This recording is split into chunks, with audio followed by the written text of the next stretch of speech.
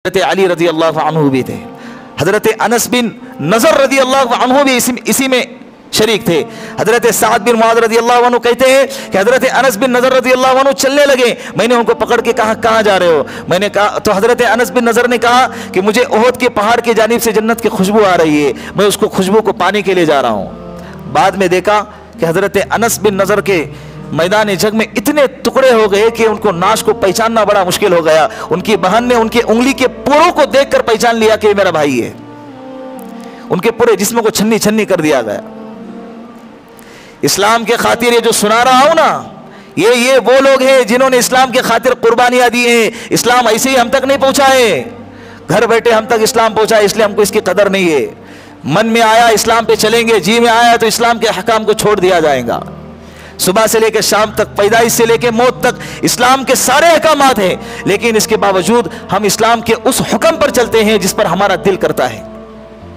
फिर बाद में जहां पर दिल नहीं करता है वहां पर लोग क्या कहेंगे इसका बहाना लगा कि इस्लाम को छोड़ दिया जाता है। ये हो रहा कि नहीं हो रहा है मार्केट में? बताओ, थोड़ी थोड़ी बात पे इस्लाम के हकाम को छोड़ा जा रहा है कि नहीं जा रहा है? नौजवान हो, बूढ़ा हो, मर्द हो, औरतें हो, इस्लामी माहौल हमारे कल्चर से खत्म हो गया है, धीरे धीरे खत्म हो रहा है, वो नजर आ रहा है। दीनी घरानों के अंदर भी बेदीनी नजर आती है। उसकी वजह क्या है? इस्लाम की अहमियत खत्म हो गई। उन लोगों ने कुर्बानी दी, आज हम अल्हम्दुलिल्लाह मुसलमान यहां पर बैठे हैं, अल्लाह और उसके रसूल की बातें सुन रहे हैं। आज अगर हम कुर्बानी नहीं देंगे, इस्लाम के खातिर थोड़ा बहुत जद्दोजहद नहीं करेंगे, तो हमारी आने वाली नस्लें इस्लाम को और ईमान को तरसेंगी।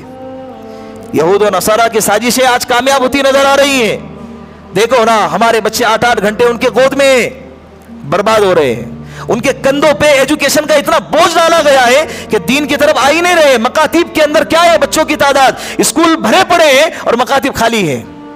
मकातिब क्या है, लेकिन माँ बाप को कोई फिक्र ही नहीं है। हफ्ते में 2 दिन बच्चा आ रहा है, 4 दिन नहीं आ रहा है, घर वाले कोई फिक्र नहीं, टेंशन ही नहीं है। लेकिन जिस दिन स्कूल को नहीं जाएगा, घर में उसकी क्लास ली जाएंगी। आज क्यों नहीं गया? इसलिए कि उसको इतना यकीन है कि स्कूल में पढ़ेगा और ट्यूशन पढ़ेगा तो कामयाब होगा, मकतब पढ़ेगा तो क्या मिलेगा उसे? वही मुल्ला की दौड़ मस्जिद तक, उससे आगे क्या? दुनिया तो सबके कटेंगे भाई, डॉक्टर भी और आलिम भी, दोनों मरेंगे। लेकिन डॉक्टर की जो हद है ना, वो कब्र तक है। लेकिन अल्लाह ने जिसको दीन का इल्म दिया है, उसकी हद कहां तक है? आखिरत तक है। अपने बच्चों को दुनिया के साथ साथ दीन का इल्म भी पढ़ाओ, उन्हें पढ़ाओ सहाबा क्या थे, उनकी कुर्बानियां क्या थी, उनकी सीरत क्या थी।